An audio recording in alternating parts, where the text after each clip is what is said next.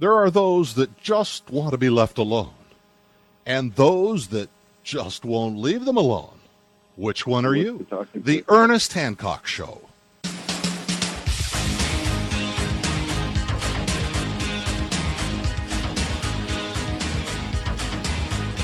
Welcome back to Declare Your Independence with me, Ernest Hancock, here each and every day on LRN.FM and around the country from the beautiful studios of Freedoms with an S, freedomsphoenix.com here in Phoenix, Arizona. Now, we had originally scheduled Michael Bolden. He's busy, but we got even better. We got Bryce Shanka. Is it Shanka? Is that how you say it? Shanka, that's perfect. All right, great. Now Bryce is the deputy director of the 10th Amendment Center. And he's a longtime personal friend and political traveler with Michael. He officially joined the 10th Amendment Center back in early '09, and he's like, advocating what? I'm gonna give you your spiel here, but I just want to, the audience knows, man. I'm like, I got, one other level of government's going to trump another level of government, and I put myself under that level of government, and they're going to save me. So you got to help me out, man. Make your case. Well, one of the things I always tell people is we're not looking to state governments to be the savior. I think that part of the problem we're in today is that people far too often look to government to solve their problems at any level. And then what we really need to do is to reenact a system of accountability, use the framework of the Constitution and actually take power back from the representatives and get them back into the situation that they were supposed to be in the first place, which is representing us and not handing down decrees. Yeah, absolutely. We talk about decentralization. We talk about breaking power down from its current status, which is, Washington, D.C. basically, calling all of the shots, even in many, many ways the Constitution does not permit, and breaking down that power structure into the individual 50 states. But that doesn't save us from tyranny. That doesn't mean that the states aren't going to be equally horrible. All it means is that we're getting a little bit closer to the ultimate goal, which is, independence and personal freedom. All right. Just a couple of graphics that we have here for the YouTube that's coming up. And one of them was my producer put up. It says, Grow Freedom, Not Government, 10thamendmentcenter.com. And it has, the American flag imposed over a marijuana leaf. So, tell me how that symbolizes what you're advocating. Well, there's lots of different aspects to the 10th movement right now. There's people that want to push back and regain their nutritional freedom. There's people that want their firearms freedom. There's healthcare freedom, of course, is a big topic in the news. And the marijuana legalization movement and the pushback against federal drug policy is just another aspect of this larger 10th movement. And that would be one sort of symbol, I would say, in that particular graphic that is speaking directly to that crowd. Well, I'm hip, man. I understand. I'm just. Let me go ahead and give you my first impression of everything that's going on, and I got to ask you. It's nothing personal. I just need to know what year did you graduate high school? How old are you about? I'm 34. I graduated 1994. Okay, 1994.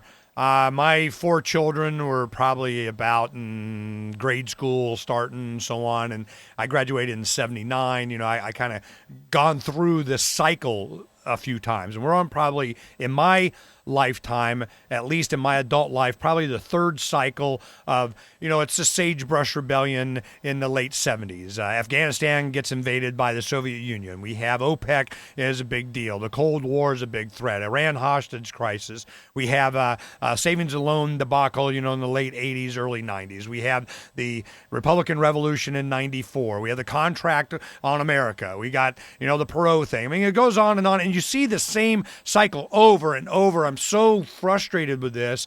And this 10th Amendment thing, 9th and 10th Amendment stuff, it started in Colorado, I remember one time, and then we had it, I've seen this before, okay? Sure you have. So and the only thing that is constant, that never changes, is that as human beings, Americans, Arizonans, whatever, that we are to expect to have a level of government that is going to speak for us. And I choose, I vote none. Can I not? So I understand, and I know that here in Arizona, you got a lot of great speakers, people that I'm good friends with. People that have spoken at our Freedom Summit. You got Thomas Woods, Richard Max on this next hour. I just had Stuart Rhodes' call, and he's going to be on Friday afternoon. I got Charles Goyette's a good friend. Thomas Woods. I mean, it just goes on and on and on. People that I know can articulate the advocacy of freedom very well. I know there's a lot of people associated with Dr. Paul in this thing and the Campaign for Liberty, but it embraces the one thing that just bothers me no end, is that we're always going to have somebody representing us against somebody else that wants to represent. I don't want you to be my king because I already got this ruler king over here. I mean, you got to address this concern, man. You got to help me out.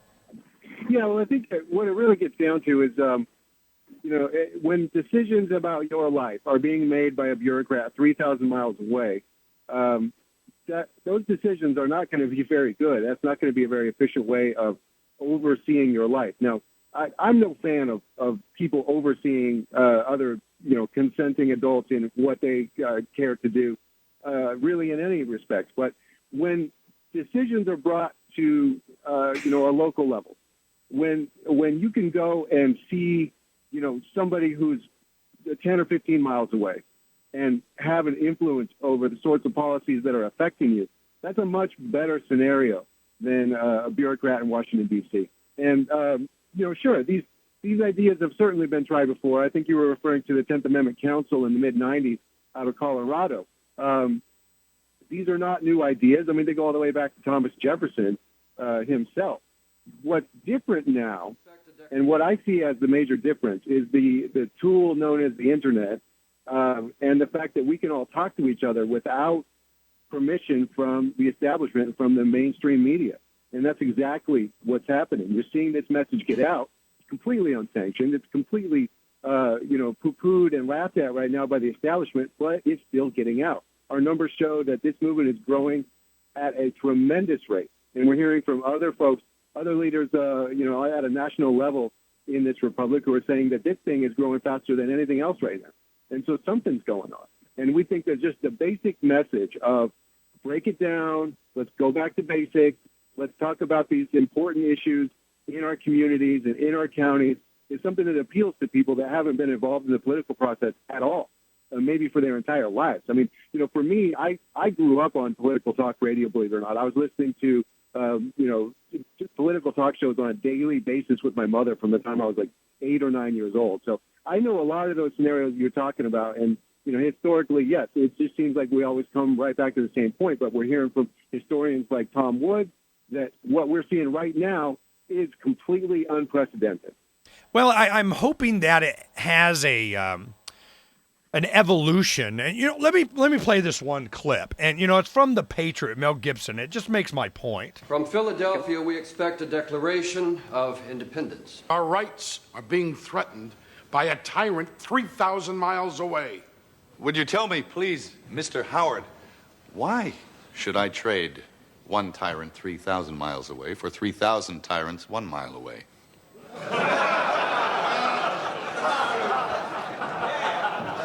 An elected legislature can trample a man's rights as easily as a king can. Mark my words. This war will be fought not on the frontier or on some distant battlefield, but amongst us, among our homes. Our children will learn of it with their own eyes. And the innocent will die with the rest of us. The innocent will die with the rest of us. And the point that I'm making in that one scene was that, what's the freaking difference? I don't care how far they are away. It's that they rule us. And if we are not going to be a self-determining species, then I want to throw my lot in with a different species. Where are these self-ruling people? Who are they? Where are the advocates of that? Where do they come? How do I band with those guys, or not band at all and just be a lone wolf taking care of business? Well, that's what we're going to talk about when we come back and help understand this from the 10th Amendment Center.com. Uncovering the secrets and exposing the lies. That's what readers of freedomsphoenix.com get every day. Readers of freedomsphoenix.com are constantly provided the information that detail the real news between the lines of propaganda about government policies and the true relationship we all have with coercive governments. Learn the true condition of our economy, innovations and technological breakthroughs in energy, health, computer science, and space travel. Learn the truth well before it's admitted to in the lamestream media, the media that is so last century. Corporate media has evolved into nothing more than distributors of government propaganda, but we now have a fantastic alternative. FreedomsPhoenix.com provides constant news updates on the issues that affect our lives in the most important ways. Our liberty and our property are under constant attack, and FreedomsPhoenix.com provides the understanding behind the propaganda while encouraging the participation of our readers. Join us at FreedomsPhoenix.com. That's freedoms with an S, Phoenix.com. FreedomsPhoenix.com, where the revolution between the ears has already matured.